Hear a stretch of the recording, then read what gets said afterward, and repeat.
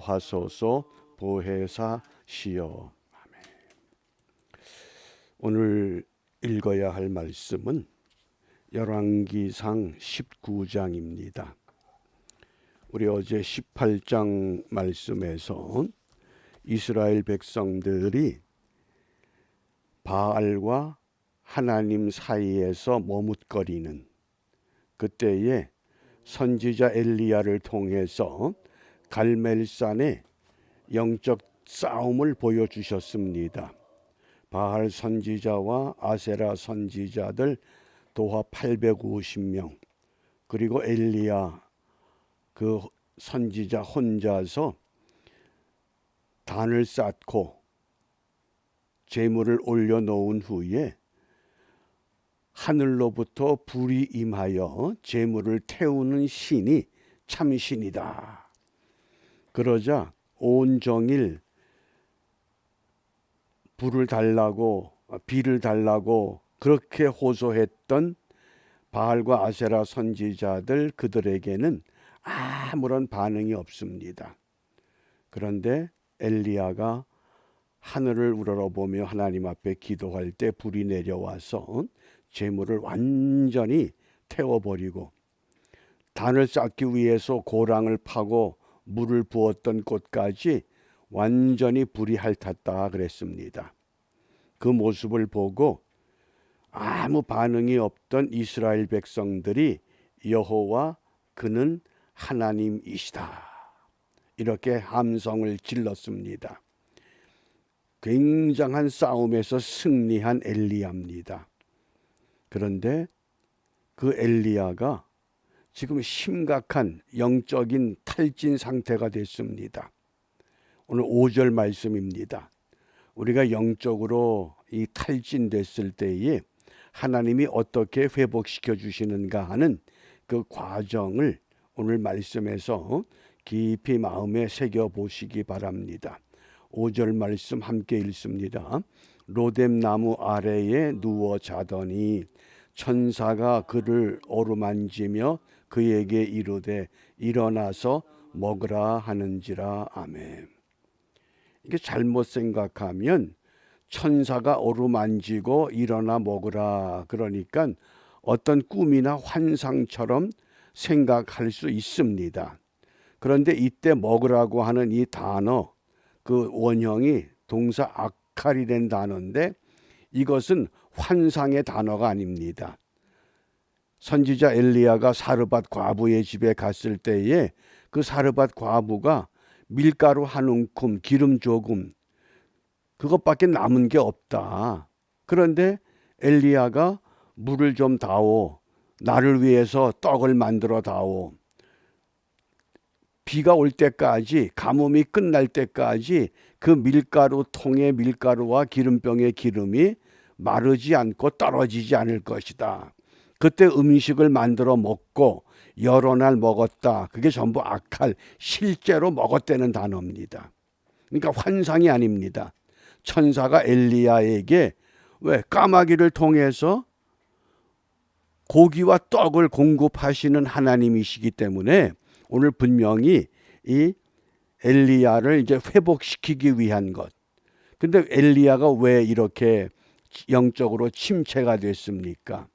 왜 로뎀나무, 이게 로뎀나무입니다. 그림을 보면 이게 쌀이 나무과입니다. 그래서 무슨 뭐 그늘이 아주 무성해지는 그런 나무는 아닌데도 주로 이 힌두인들이 이 로뎀나무를 어디에 많이 쓰느냐, 음식 만들 때 땔감으로 많이 쓰는 나무입니다. 땔감으로, 그 로뎀나무 아래에서. 그러면 왜 이 엘리야가 이렇게 로뎀나무 아래에 누워 있느냐?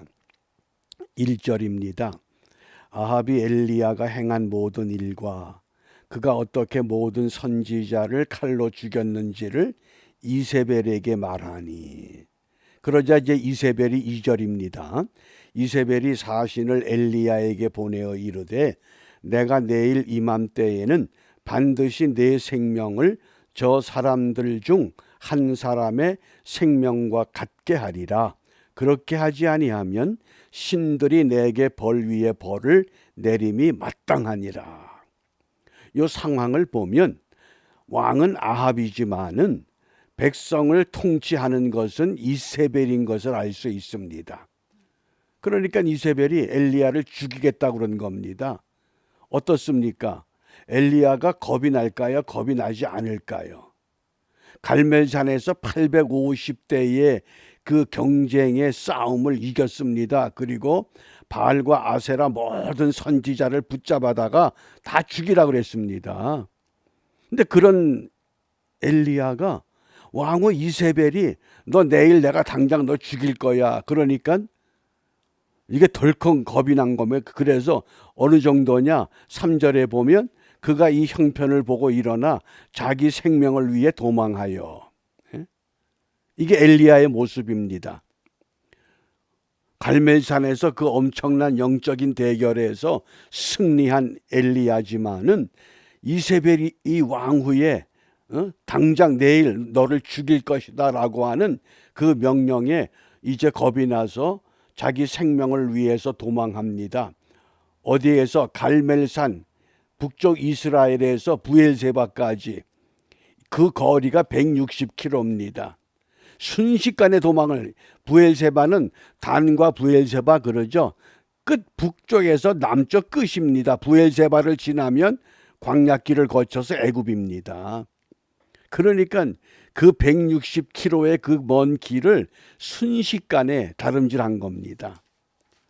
그래서 어떻게 됐습니까? 자기 자신은 광야로 들어가 하루길쯤 가서 한 로뎀나무 아래 앉아서 자기가 죽기를 원하여.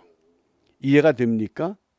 그렇게 영적으로 충만했던 엘리야가 그 말 한마디에 자기가 죽기를 원하여 여호와여 넉넉하오니 지금 내 생명을 거두시옵소서.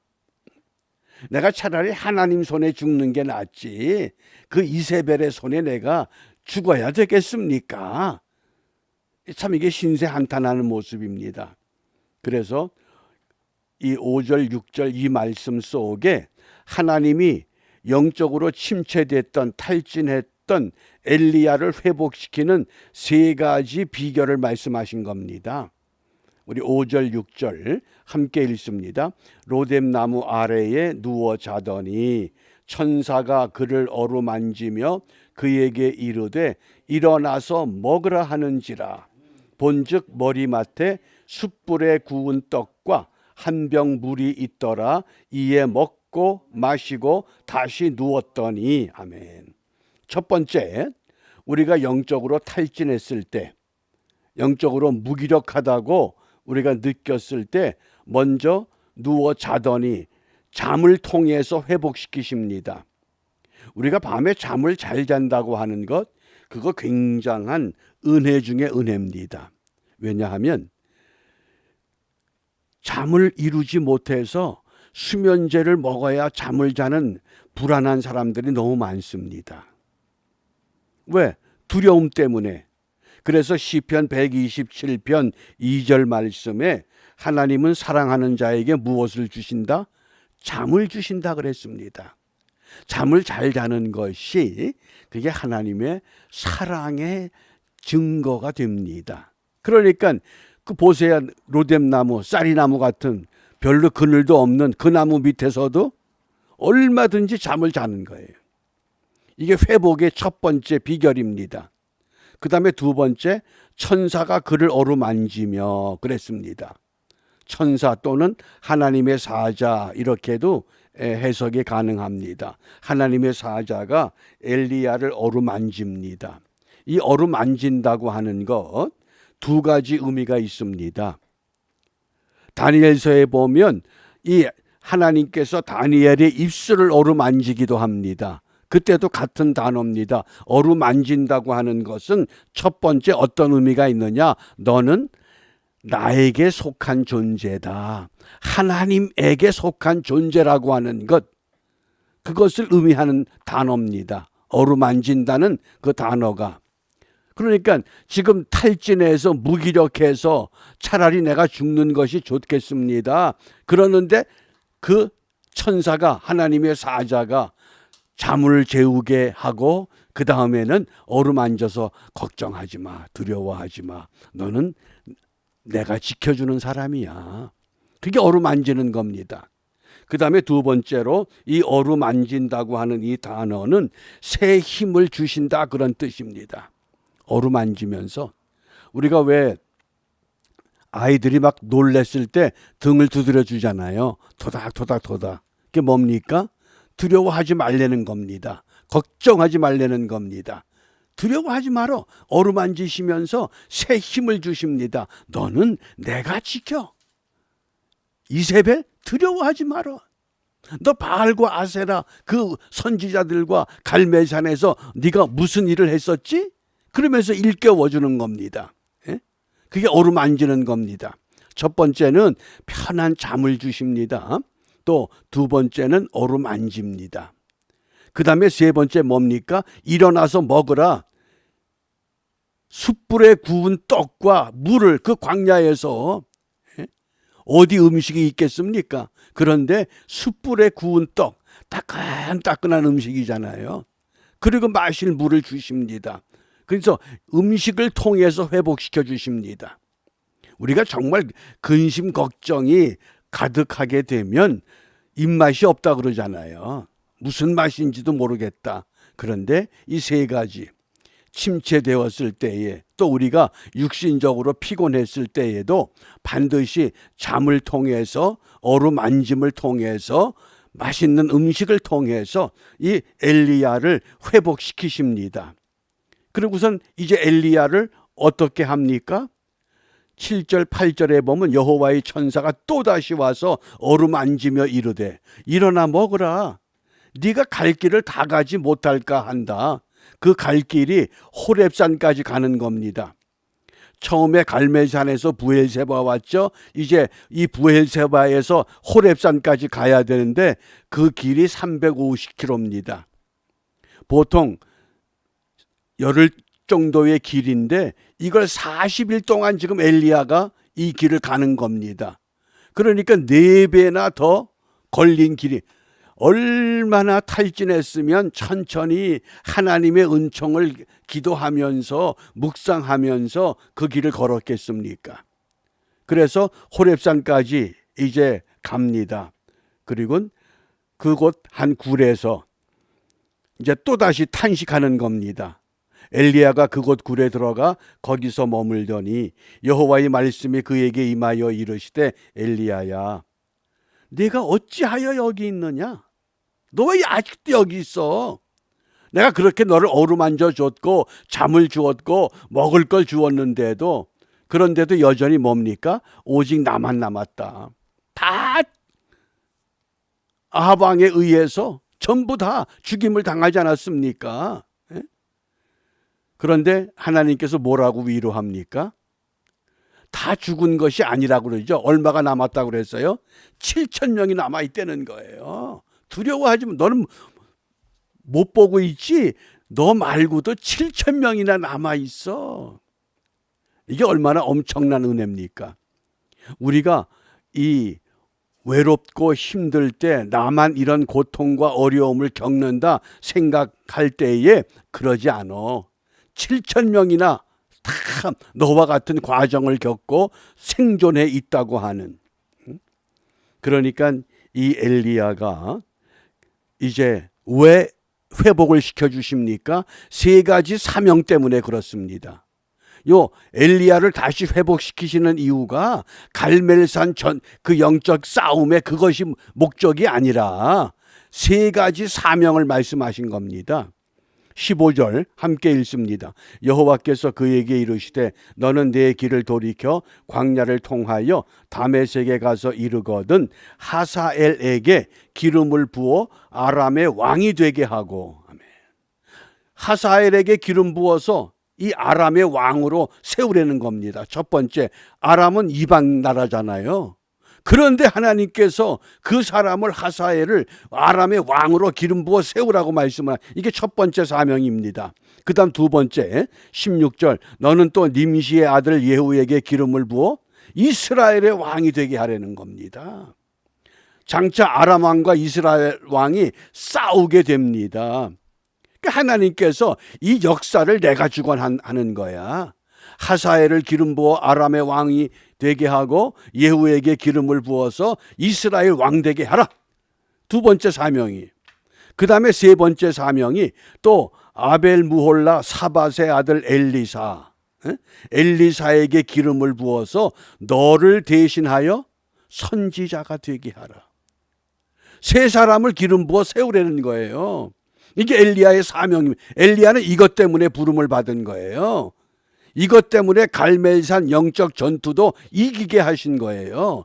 바꿔 말하면 우리가 이 팬데믹이라고 하는 긴 고통의 시대에 왜 하나님이 우리의 생명을 보존하시고 이 아침에도 이 말씀을 통해서 우리에게 깨닫게 하시는가? 무엇 때문에 그럴까요?